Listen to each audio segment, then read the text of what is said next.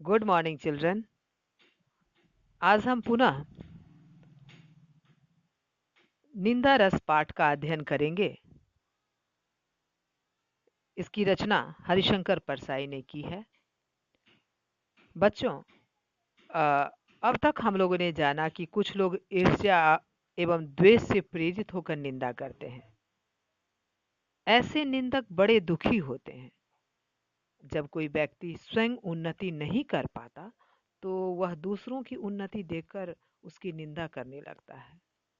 कुछ लोग तो 24 घंटे निंदा करते रहते हैं। लेखक के अनुसार निंदक मिशनरी, संघीय और ईर्ष्यालु तीन प्रकार के होते हैं।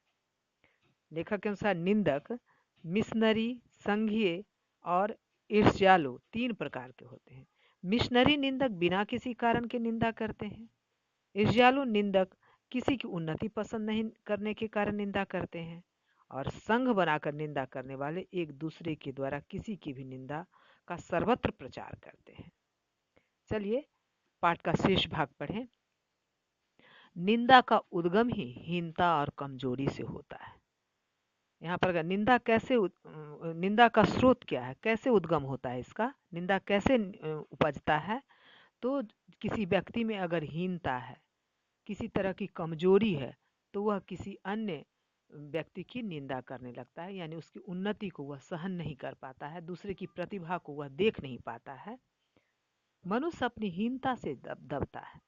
जो कोई व्यक्ति अगर किसी की निंदा करता है, यानी वो अपने आप में हीन महसूस करता है, उसकी कमजोरी है, जिसके कारण दूसरे की उन्नति को देखकर, दूसरे की प्रतिभा को देखकर वह दब जाता है। वह दूसरों की निंदा करके ऐसा अनुभव करता है कि वे सब निकृष्ट हैं और वह उनसे अच्छा है। यानी निंदा करता है, इसका मतलब ये है कि वो सभी गलत हैं और स्वयं वह अच्छा है। उसके अहं को इससे तुष्टि होती है। जो निंदा करता है उसको किसी दूसरे की प्रतिभा को देख अगर जलता है तो उसकी निंदा करके उसे आत्मतुष्टि मिलती है। बड़ी लकीर को कुछ मिटाकर छोटी लकीर बड़ी बनती है। बड़ी लकीर को मिटा करके फिर छोटी लकीर भी जो है बड़ी बनती जाती है। ज्यों ज्यों कर्म छीन होता जाता है त्यों तो निंदा की। अगर कर्महीन व्यक्ति रहेगा, जो कर्म करना नहीं चाहेगा, और दूसरे जो कर्मशील व्यक्ति हैं उसको देख करके वह जलता रहता है। जो आलसी प्रवृत्ति के लोग हैं दूसरे कर्मठ लोगों को देख करके जलते हैं, ईर्ष्या करते हैं, जिससे के कारण उसकी निंदा करते हैं। कठिन कर्म ही ईर्ष्या, द्वेष और उनसे उत्पन्न निंदा को मारता। अगर आप कठिन कर्म करते जाइए तो जो इस आपसे शत्रुता की भावना रखता है, वैर की भावना रखता है, वह अपने आप वह निंदक मरता जाएगा। निंदा कुछ लोगों की पूंजी होती है। कुछ लोग निंदा को के कारण व्यापार करते हैं, ये पूंजी एकत्र कर लेते हैं, बड़ा लंबा चौड़ा व्यापार फैलाते हैं। मतलब इस तरह की निंदा चारों बगल करके इस पूंजी से चारों बगल उस शत्रु की निंदा करते हैं। कई लोगों की प्रतिष्ठा ही दूसरे की कलंक गाथाओं के वाचन पर आधारित होती है।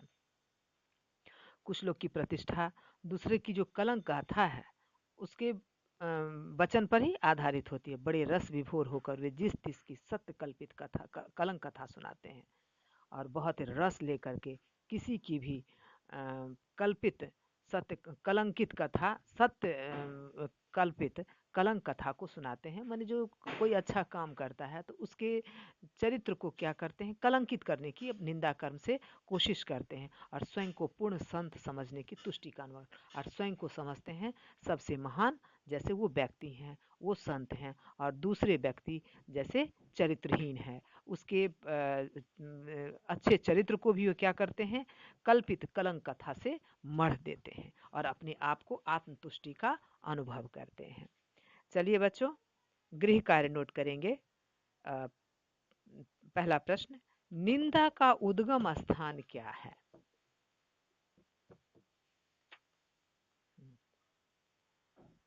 निंदा रस किस शैली में लिखी गई है? दूसरा प्रश्न, निंदा रस किस शैली में लिखी गई है? चलिए आज के लिए इतना ही। धन्यवाद।